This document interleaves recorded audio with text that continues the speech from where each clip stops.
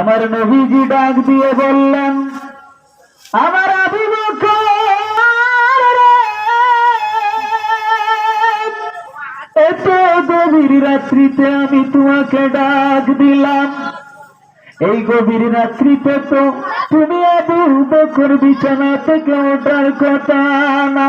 আমি সাধারণ একটা শব্দ করে তোমাকে ডাক দিয়েছি, আবু বকর রে। আমি ডাক দিতে দেরি হলো না, তুমি আবু বকর সাথে সাথে দরজা খুলে দিলে, বুঝলাম না। আবু বকর ডাক দিয়ে বললেন, দয়াল নবীজি,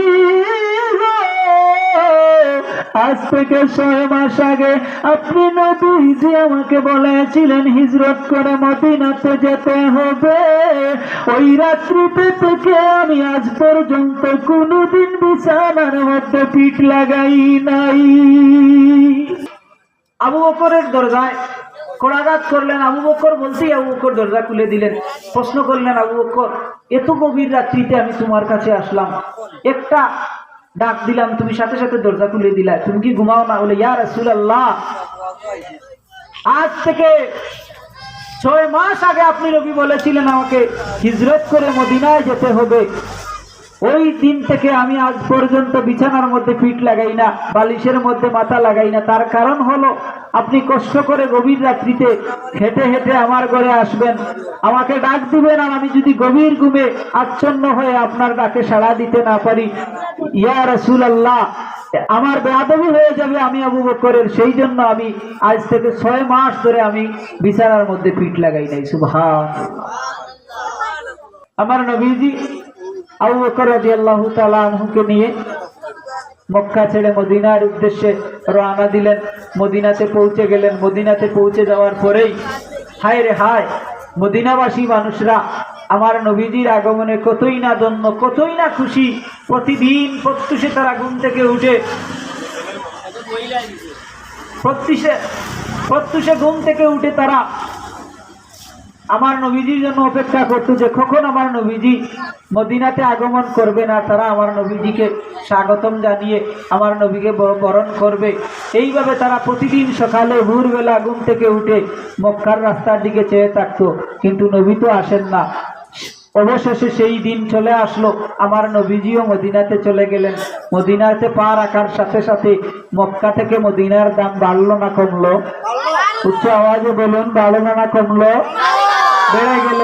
আমার নবীজি মদিনাতে চলে গেলেন। মদিনাবাসী সমস্ত মানুষ আমার নবীকে পেয়ে খুশি হয়ে গেল, তারা আমার নবীকে বরণ করে নিল। তালাল বাদরু আলাইনা বিলসানিয়াতিল ওয়াদা ওয়াজাবা শুকরু আলাইনা বাদালিল্লাহি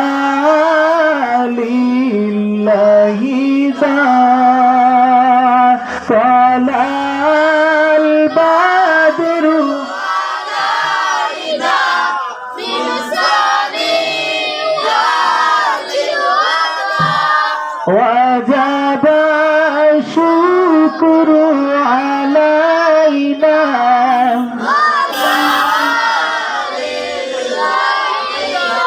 أيها المبعوث فينا جئت بالأمر المطاع جئت شرفت المدينة مرحبا يا خير دار طلع البدر علينا من ثنيات الوداع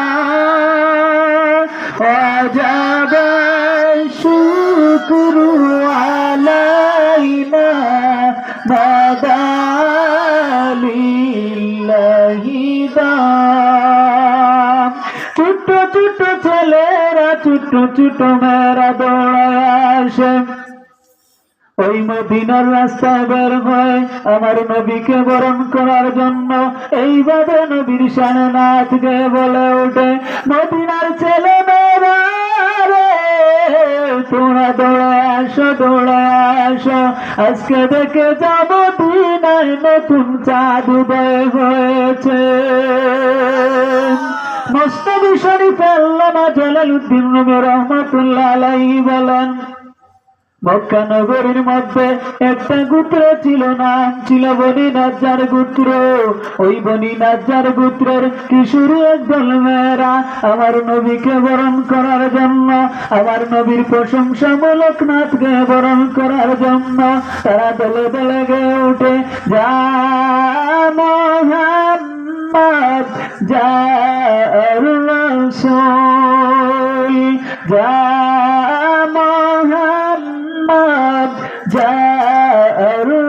রাসূল, যা বনি নাজ্জার গোত্রের মেয়েরা আমার নবীকে দেখে গেয়ে উঠল। মক্কা নগরীতে জন্ম নিলেন, রহমাতুল লিল আলামিন মদিনায় চলে আসলেন। উনি কতই না আমাদের উত্তম প্রতিবেশী। এই দরদ মাখা নাচ শুনে আমার নবীজি আর চোখের পানি ধরে রাখতে পারলেন না, ডাক দিয়ে বললেন, মুহাজির আনসারীরা তোমরা সাক্ষী থেকে যাও, সাক্ষী থেকে যাও। আমার জন্মভূমি, আমার পিতৃভূমি, আমার মাতৃভূমি মক্কা নগরীতে আমি জন্ম নিয়ে থাকতে পারলাম না, আমার আপন দেশে আপনজনদের কাছে থাকতে পারলাম না, কিন্তু পরের দেশ পরবাসী মদিনার ছোট ছোট ছেলেরা মেয়েরা কিশোরী মেয়েরা আমি নবীজিকে কিভাবে বরণ করে নিল। মুহাজির আনসারীরা সাক্ষী থেকে যাও, যারা আজকে আমাকে রাসূলের মাধ্যমে বরণ করে নিল, কাল কিয়ামতের ময়দানে এই সমস্ত ছেলে মেয়ে ছাড়া আমি নবী জান্নাতে যাব না। আমার নবীজিকে পেয়ে মদিনাবাসী এত খুশি হলো যে এর চাইতে বেশি খুশি তারা আর কখনোই হতে পারে না, আর হবেও না। এই নবীজিকে পেয়ে আমরা খুশি না বেজার? এই নবীর উম্মত হয়ে আমরা খুশি না বেজার? আল্লাহ যেন আমাদেরকে এই নবীর উম্মত হিসাবে, আমরা তো আসলে এই নবীর উম্মত হওয়ার জন্য কেউ কি কোনোদিন শুকরিয়া আদায় করছি না, দোয়া করছি? অন্যান্য নবীরা পর্যন্ত আমার নবীর উম্মত হওয়ার জন্য দোয়া করছেন। এটা আমি হুশে বললাম না বেহুশে বললাম? অনেকে প্রশ্ন করতে পারে, হুজুর তো মনে বেহুশি না, এর দলিল আছে। এমন কোন নবী নাই, এমন কোন ফেরেশতা নাই যারা আপনার আমার নবীর উম্মত হওয়ার জন্য দোয়া করেন নাই আল্লাহর দরবারে। নবীরা পর্যন্ত আল্লাহর দরবারে দোয়া করছেন, আয় আল্লাহ আমি নবুয়তি চাই না, আমার আখেরি নবীর উম্মত বানাও। ফেরেশতারা আল্লাহর দরবারে দোয়া করেছেন, হায় আল্লাহ আমি ফেরেশতা হতে চাই না, আমাকে আখেরি নবীর উম্মত বানাও। সুবহানাল্লাহ। কোন নবীর দোয়া আল্লাহর দরবারে কবুল হয় নাই, শুধু একজনের দোয়া কবুল হয়েছে। তিনি কে? ঈসা আলাইহিস সালাম।